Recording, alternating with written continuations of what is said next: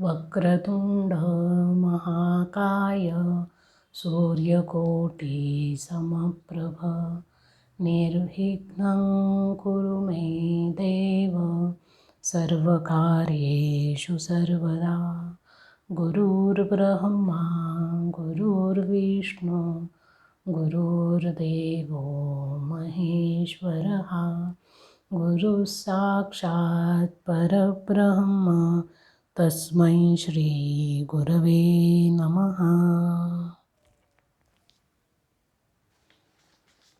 नमस्कार.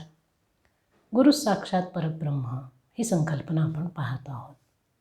ही संकल्पना पाहत असताना आपल्याला आपलं आत्मस्वरूप जाणून घ्यायचं असेल, आत्मज्ञान प्राप्त करायचं असेल तर गुरूंची आवश्यकता असते. मग ही गुरूंची आवश्यकता सहजतेने आपली पूर्ण होते का? तर नाही. त्याच्याकरता आपल्याला थोडासा गुरूंचा शोध घ्यावा लागतो. मग गुरूंचा शोध कसा घ्यायचा?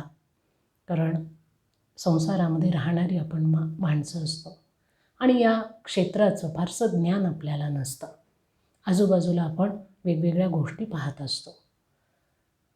अनेक गुरु देखील आपल्या आजूबाजूला वावरत असतात आणि आपल्या आजूबाजूला असणारी लोक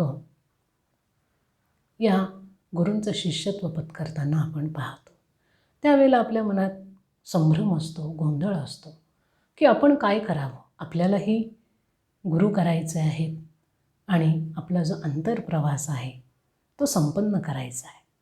त्याकरता म्हणून आपण असं पाहिलं की काही ग्रंथांचं वाचन आपण करावं आणि त्या वाचनातून खरे सद्गुरू कसे असतात, ज्ञानसंपन्न सद्गुरू कसे असतात, आत्मस्वरूपी तल्लीन असणारे, आत्मभावामध्ये रमलेले सद्गुरू कसे असतात, यांना आपल्याला ओळखता येतं. आणि अशी थोडीशी अभ्यासाची सवय आपण लावून घेतली की आपला हा जो अंतरप्रवास आहे तो देखील सुखकर होतो. कारण शेवटी हा ज्ञानाचाच सगळा प्रवास असतो आणि हे ज्ञान भौतिक ज्ञान नाही. हे ज्ञान आत्मिक ज्ञान आहे. हे ज्ञान अत्यंत सूक्ष्मतम सूक्ष्मतर असं ज्ञान आहे.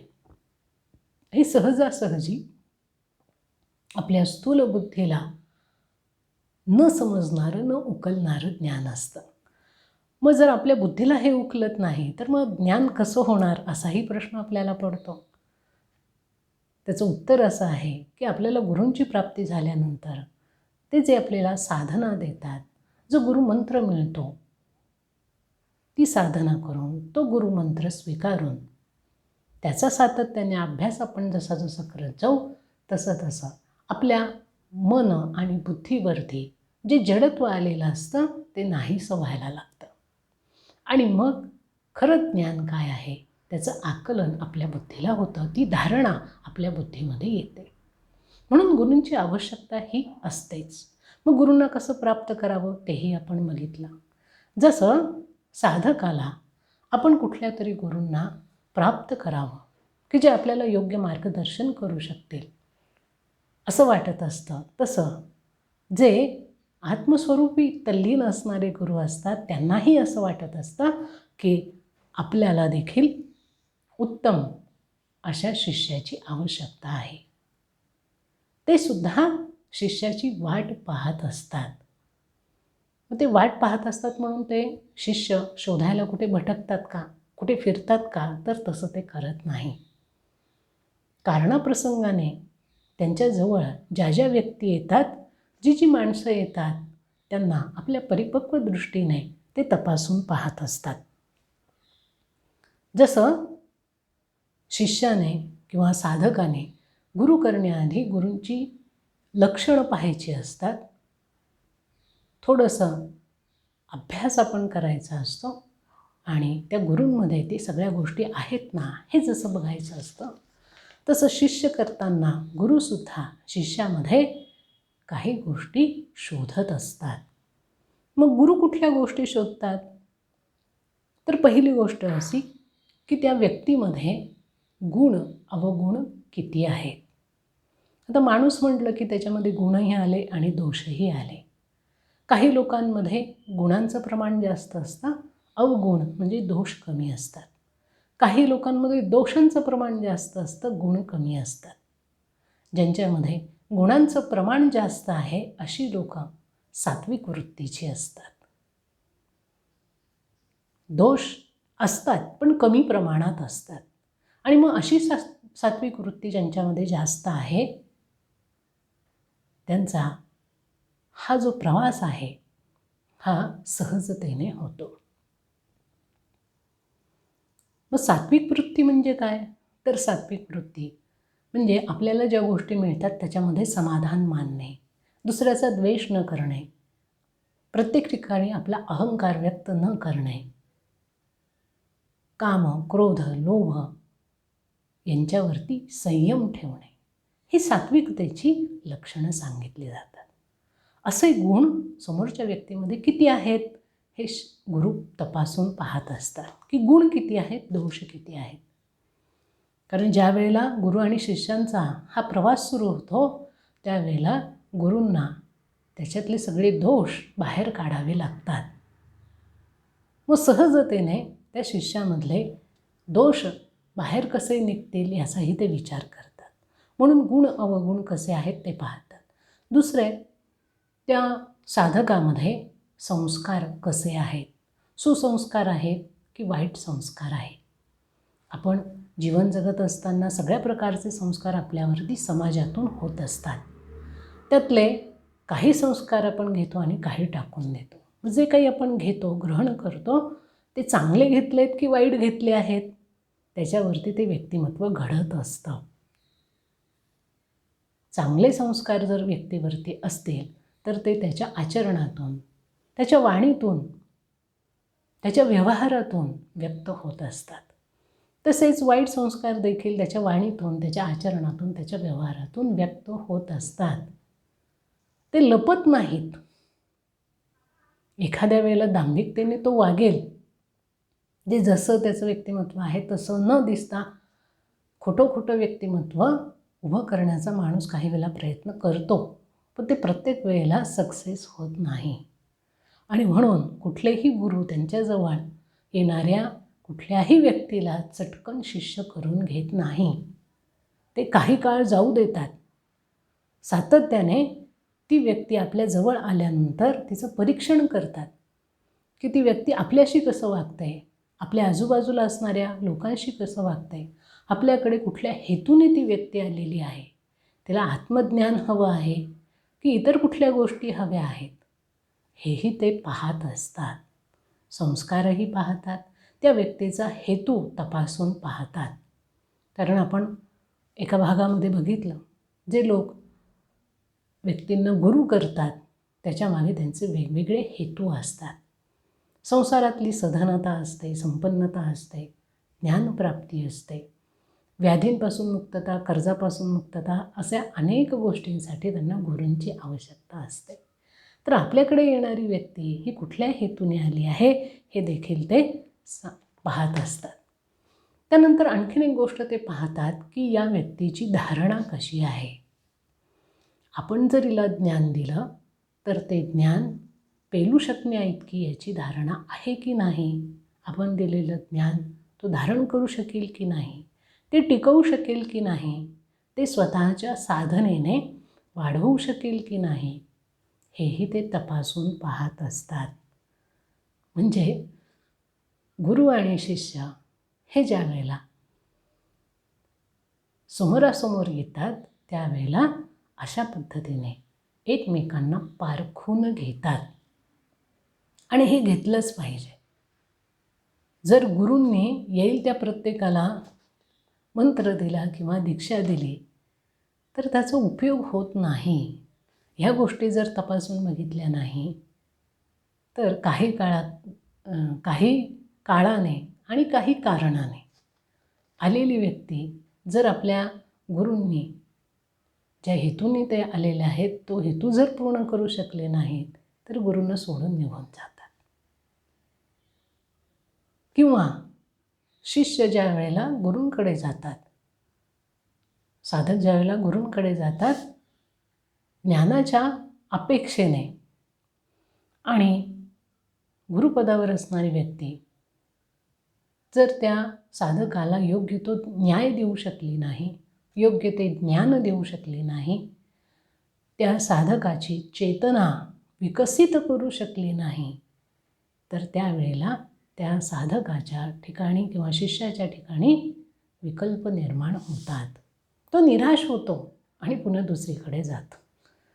म्हणजे गुरु शिष्य आणि ते आत्मज्ञान हे जे काही एकत्रित सगळ्या गोष्टी आहेत त्यांचा नीट सूक्ष्मतेने विचार होणं गरजेचं असतं. बघा, आपण व्यवहारामध्ये देखील कोणाशी मैत्री करत असताना अनोळखी व्यक्ती आपल्याला भेटल्यानंतर लगेच आपण हातात हात आणि गळ्यात गळा घालत नाही. त्या व्यक्तीला वारंवार पाहतो, तिच्याशी बोलतो, तिचा विचार कसा आहे, भाव कुठले आहेत, का बरं ती आपल्याशी मैत्री करू इच्छिते, तिची आणि आपली मैत्री किती काळ टिकू शकते, त्याचे आणि आपले स्वभाव कुठे मिळतात जुळतात, हे सगळं आपण पाहतो. त्याशिवाय आपण मैत्रीसुद्धा करत नाही. तर आपण गुरु करताना नुसते डोळ्यावर पट्टी बांधून कोणीतरी केला म्हणून आपण केला असं कसं होऊ शकतं? असं होऊ शकत नाही. असं होऊ नये. असं जर गहाळ पद्धतीने या गोष्टी झाल्या तर त्याचा उपयोग होत नाही. जसे गुरु हे आत्मज्ञानाने संपन्न असतील तर त्यांना शिष्यही त्याच पद्धतीने ते निवडतात. येईल त्या प्रत्येकाला ते तो अधिकार देत नाही. दुसरी महत्त्वाची गोष्ट अशी की असे ज्ञानसंपन्न असणारे गुरु आपल्यासमोर आलेली जी व्यक्ती आहे तिच्याकडे धनसंपदा किती आहे, तिचं राहणीमान कसं आहे, तिच्याकडून आपल्याला कुठल्या गोष्टी दान म्हणून मिळू शकतील, त्या व्यक्तीमुळे आपल्याला कुठल्या प्रकारचे आयुष्य आराम मिळतील असा विचार करत नाहीत. कधीच करत नाहीत. आद्य शंकराचार्य महाराज ज्यावेळेला गुरूंच्या शोधामध्ये गेले आणि गोविंददेव यती यांच्या गुहेच्या समोर ते उभे राहिले, त्यावेळेला त्यांनी विचारलं की बाळा तू कोण आहेस? शंकराचार्यांनी त्यांना उत्तर दिलं, स्वतःची ओळख त्यांनी दिली. अर्थात ती ओळख देताना शंकराचार्यांनी मी शंकर किंवा माझं नाव असं नाही सांगितलं. त्यांनी सांगितलं की मी मनुष्य नाही, मी प्राणी नाही, मी पुरुष नाही, मी स्त्री नाही, मी ब्राह्मण नाही, मी क्षत्रिय नाही. मी कोण आहे? तर मी प्रत्यक्ष शिव आहे. शिवोहम शिवोहम. ही ते अजून शिष्य झाले नव्हते, साधक अवस्थेमध्ये होते. साधक अवस्थेमध्ये त्यांनी स्वतः हा अभ्यास केला होता, चिंतन केलं होतं आणि ते आत्मसातही केलं होतं. ज्यावेळेला त्यांच्या गुरूंनी म्हणजे त्यांच्या जवळ ते गेले होते त्यांनी हे उत्तर ऐकलं आणि ते उठून बाहेर आले आणि त्यांनी शंकराचार्यांकडे बघितलं. शंकराचार्य केवळ 8-9 वर्षाचे होते त्यावेळेला आणि त्यांना शिष्य म्हणून पत्करलं. शंकराचार्य केरळमधून निघाले होते, पायी पायी त्यांच्यापर्यंत पोहोचले. काहीही नव्हतं त्यांच्याजवळ, कुठलीही मालमत्ता नव्हती, संपत्ती नव्हती, काहीच नव्हतं. रामकृष्ण परमहंस अगदी अलीकडचं उदाहरण घेऊया. विवेकानंदांना त्यांनी शिष्य म्हणून स्वीकारलं. काय बघितलं त्यांनी विवेकानंदांमध्ये? त्यांची संपत्ती बघितली का? त्यांचं भौतिक ज्ञान बघितलं का? निश्चितपणाने नाही. त्या मुलामध्ये नरेन, त्याच्यामध्ये संस्कार कसे आहेत, त्याची बुद्धी किती तल्लख आहे, तो किती सात्विक आहे, त्याची धारणा किती जबरदस्त आहे, त्याच्यामध्ये असणारी जिज्ञासा, त्याच्यामध्ये असणारी ज्ञानलालसा, त्याच्यामध्ये साधना करण्याची असणारी चिकाटी, हे गुण त्यांनी बघितले. जनार्दन स्वामी आणि एकनाथ महाराज यांचं उदाहरण घेऊया. एकनाथ महाराजांनी घर सोडून जनार्दन स्वामींकडे ते एकटे गेले.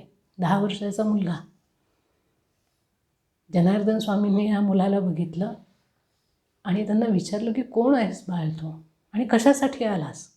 त्यावेळेला एकनाथ महाराजांनी उत्तर दिलं की मला ज्ञानप्राप्ती करून घ्यायची आहे आणि म्हणून मी तुम्हाला शरण आलो आहे. तुमचं शिष्यत्व मला पत्करायची इच्छा आहे. त्यावेळेला जनार्दन स्वामींनी काय बघितलं त्यांच्याकडे, काय बघितलं त्यांच्यामध्ये? त्या मुलामध्ये असणारी निष्ठा. पैठणहून ते निघाले, चालत चालत गेले, कोणाचाही आसरा घेतला नाही. गुरूंविषयी असणारी निष्ठा, ज्ञान लालसा, सात्विकता, हेच गुण जनार्दन स्वामींनी बघितले आणि त्यांनी एकनाथांचा स्वीकार केला शिष्य म्हणून. हे असतं गुरु आणि शिष्य यांच्यामधल्या संबंधांची सुरुवात. कशी होते तर ही अशी होते, ती गुणांच्या पारखावरून होते. गुणांची पारख केली जाते, त्यांचा भाव बघितला जातो, दोघंही एकमेकांचा भाव पाहतात आणि त्याच्यावरून दोघंही एकमेकांची निवड करतात. शिष्यानेही केवळ अंधश्रद्धेने कोणावर तरी विश्वास ठेवून गुरूंना निवडायचं नाही आणि गुरु देखील केवळ त्याचा बाह्य उपचार बघून शिष्य निवडत नाहीत. का बरं असं करत नाहीत गुरु? कारण गुरूंनी मिळवलेलं जे आत्मज्ञान असतं, त्यांच्याकडे असलेले जे संस्कार असतात आणि त्यांनी मिळवलेले जे ज्ञान असतं ते त्यांना पुढच्या पिढीकडे संक्रमित करायचं असतं. ह्या सगळ्या गोष्टी धारण करू शकेल असाच शिष्य त्यांना हवा असतो. आता गुरु हे तर आत्मज्ञानाने संपन्न असतात आणि केवळ एकच आत्मज्ञान असं आपण म्हणतो. खरं तर हे विश्व खूप मोठं असतं आणि खूप वेगवेगळ्या पद्धतीने याच्यामध्ये त्यांना अनुभव येत असतात. आणि हे ज्ञान जसं आपण पाहतो की वाणीतून व्यक्त करता येत नाही, आपल्या कुठल्याही इंद्रियांना ते दाखवता येत नाही, त्याचा अनुभव घेता येत नाही. अतींद्रिय असं ते ज्ञान असतं आणि अत्यंत सूक्ष्म शुद्ध अशा बुद्धीला या ज्ञानाची जाणीव होते. असं मिळवलेलं सर्वात श्रेष्ठ, या संपूर्ण सृष्टीमध्ये जर काही श्रेष्ठ असेल तर ते आत्मज्ञान आहे. असं हे आत्मज्ञान ज्या वेळेला द्यायचं असतं त्यावेळेला ती धारणाही तशीच असावी लागते. हे दान असतं आणि दान अशाच व्यक्तीला दिलं जातं की त्याची झोळी ते दान पेलू शकेल. ज्याची झोळी फाटकी आहे, ज्याच्या झोळीला छिद्र पडलेले आहेत विषयांचे, विकारांचे, अशा झोळीमध्ये ज्ञान दिलं जात नाही. म्हणून गुरुसुद्धा शिष्याला तपासून घेतात आणि शिष्य देखील गुरु पारखून घेत असतात.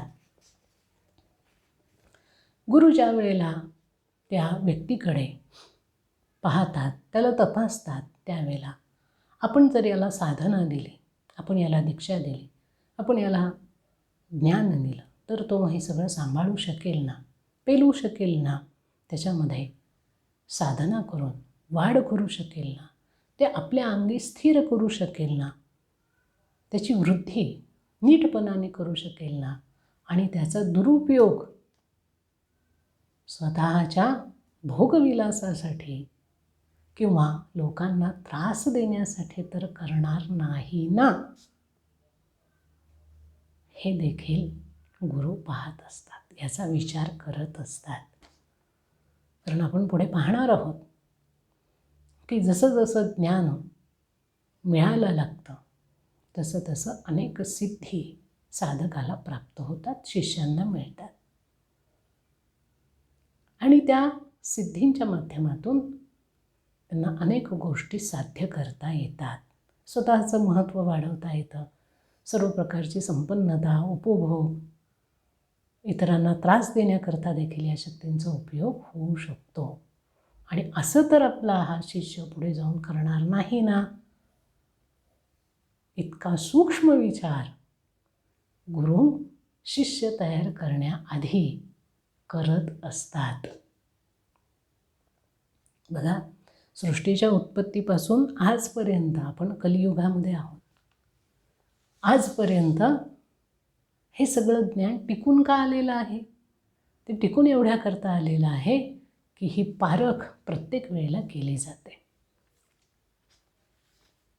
योग्य त्या व्यक्तीच्याच हाती योग्य त्या गोष्टी दिल्या जातात. आपण पाहतो, महाभारताचं उदाहरण आहे अर्जुनाचं. अर्जुन हा त्या काळातला सर्वात श्रेष्ठ असा धनुर्धर होता. आता त्या काळामध्ये कितीतरी राजे होते, महाराजे होते, अनेकांची सत्ता त्या काळामध्ये होती. पण या सगळ्यांमध्ये फक्त आणि फक्त अर्जुन हा सर्वश्रेष्ठ का ठरला? कारण त्याच्यामध्ये असणारे गुण, द्रोणाचार्यांप्रती त्याच्या मनामध्ये असणारा कायमचा असणारा आदरभाव, निष्ठा, गुरुसेवेसाठी तत्परता, कष्ट घेण्याची तयारी, हे तर होतंच, पण कुणाही विषयी त्याच्या मनामध्ये द्वेष नव्हता, कुणाविषयी देखील नव्हता. आपण जर महाभारत नीट पाहिलं तर कर्ण आणि अर्जुन असं बऱ्याच वेळेला लोक बोलतात.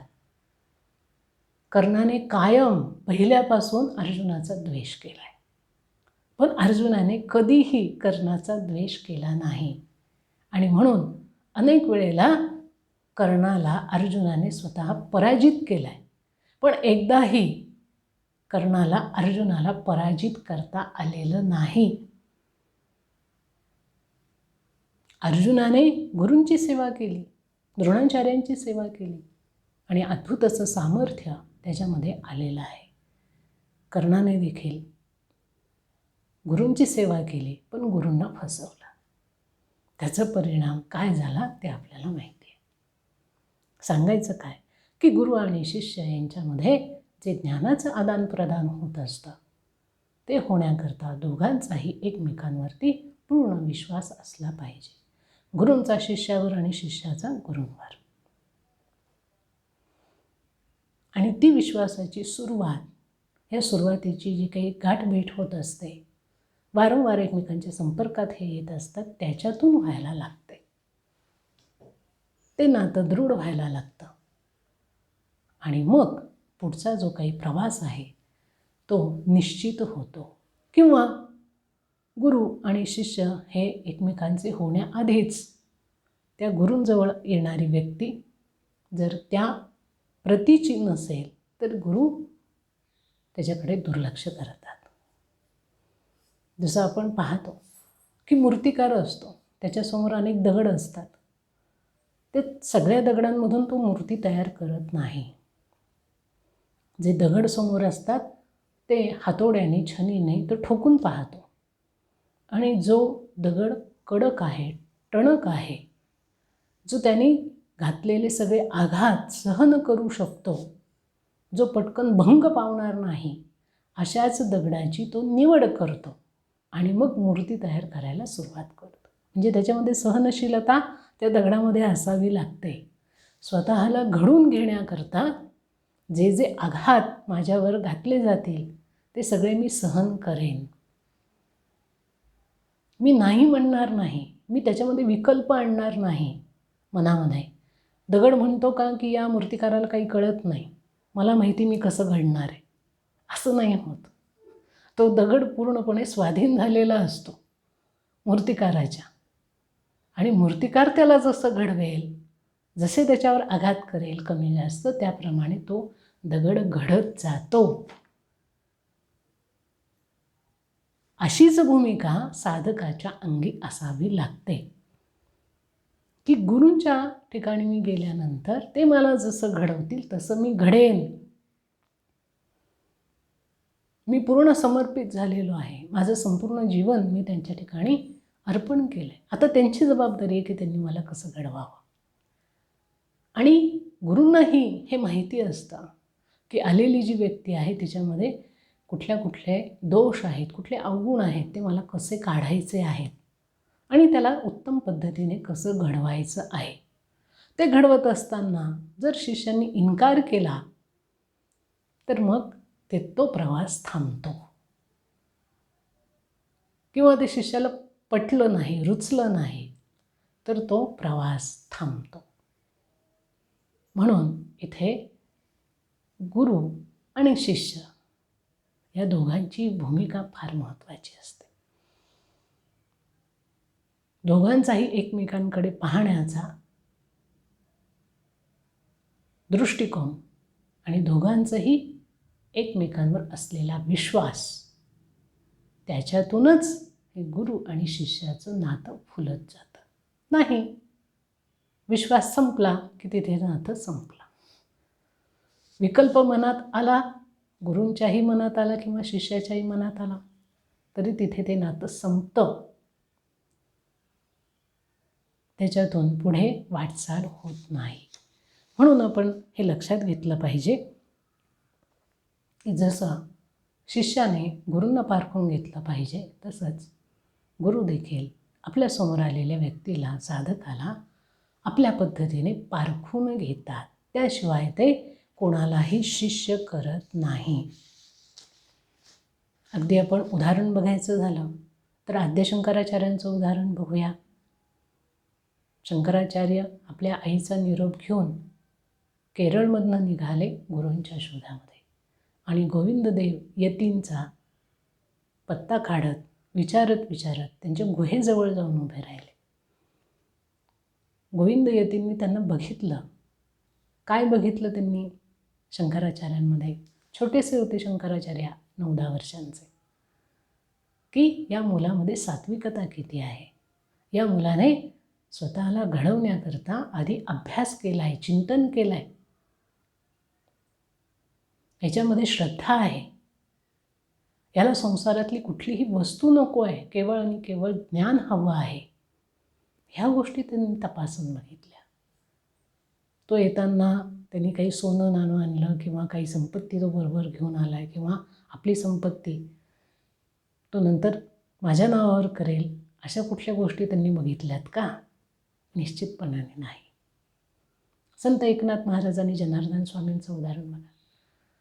एकनाथ महाराज देखील असेच घर सोडून गुरूंच्या शोधामध्ये गेले. जनार्दन स्वामींच्या ते किल्लेदार होते, किल्ल्यावर गेले. छोटेच होते, 10 वर्षाचे होते एकनाथ महाराज. जनार्दन स्वामींनी त्यांची विचारपूस केली की तू कोण आहेस, कुठून आला आहेस आणि कशासाठी आला आहेस. त्यांनी सांगितलं की मी असं माझं नाव एकनाथ आहे. आजी आजोबांचा परिचय त्यांनी करून दिला आणि मी तुमच्या जवळ आत्मज्ञान मिळवण्याकरता आलो आहे. 10 वर्षाचा मुलगा आहे. जाणीव बघा केवढी मोठी आहे त्याला. आणि जनार्दन स्वामींनी एकनाथ महाराजांमध्ये पण काय बघितलं? त्यांची सात्विक वृत्ती बघितली, सात्विक भाव बघितले, गुरूंविषयी असणारा आदरभाव बघितला, आत्मज्ञान मिळवण्यासाठी त्यांच्यामध्ये असणारी लालसा बघितली आणि ते मिळवण्याकरता जे कठोर परिश्रम करावे लागतील त्याचीही परीक्षा झाली. कारण कोणाचंही सहाय्य न घेता पायी चालत ते जनार्दन स्वामींपर्यंत गेले. 3 दिवस लागले त्यांना जनार्दन स्वामींपर्यंत पोहोचायला. ह्या गोष्टी अध्यात्मामध्ये गुरु तपासून पाहत असतात. अलीकडचं उदाहरण घेऊया. रामकृष्ण परमहंस आणि स्वामी विवेकानंद. स्वामी विवेकानंद रामकृष्णांच्या जवळ गेले ते ज्ञान मिळवण्याकरता. काय असतं ज्ञान? काय आहे ती मूळ शक्ती, मूळ तत्व? आणि ज्या वेळेला रामकृष्ण परमहंसांनी स्वामी विवेकानंदांचा स्वीकार केला त्यावेळेला देखील त्यांनी काय बघितलं स्वामी विवेकानंदांमध्ये? हेच तर बघितलं की त्यांची बुद्धी किती तल्लख आहे,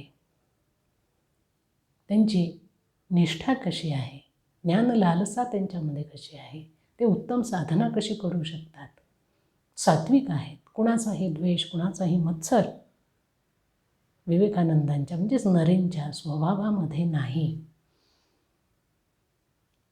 तरी ते विज्ञानवादी होते. अनेक जिज्ञासा त्यांच्या मनामध्ये होत्या. भगवंताविषयी निश्चित अशी संकल्पना मनामध्ये स्थिर होत नव्हती. ते सगुण साकार रूप आहे की निर्गुण निराकार रूप आहे याविषयी संभ्रम होता. असं जरी असलं तरी त्यांचे गुण रामकृष्णांनी बघितले आणि म्हणून त्यांचा त्यांनी स्वीकार केला. तर ही गोष्ट आपण लक्षात घेतली पाहिजे की ज्या वेळेला शिष्य आपल्याला आत्मज्ञान प्राप्त करून घ्यायचं असतं त्यावेळेला उत्तम गुरूंच्या शोधात असतं. तसंच उत्तम गुरुसुद्धा आपलं ज्ञान त्याला देण्याकरता, त्याच्यामध्ये संक्रमित करण्याकरता उत्तम शिष्य शोधत असतात. कारण ते ज्ञान त्यांना जवळ ठेवायचं नसतं. जे मिळालं आहे ते देऊन टाकायचं असतं, पुढच्या पिढीमध्ये संक्रमित करायचं असतं. आणि ही ज्ञानाची परंपरा अखंडपणे तेवत ठेवायची असते. या ज्ञानाने आपला समाज जो आहे तो संपन्न करायचा असतो. आणि म्हणून उत्तम शिष्य होणं, उत्तम साधक होणं हे आपल्या हातात असतं. हे जेव्हा आपण करतो त्यावेळेला आपल्याला गुरूंची प्राप्ती निश्चितपणाने होते. याचा एक दुसरा भाग आहे किंवा दुसरं अंग आहे, ते आपण पुढच्या वेळेला बघूया. आज या ठिकाणी थांबूया. ओम श्री गुरुदेवाय नमः.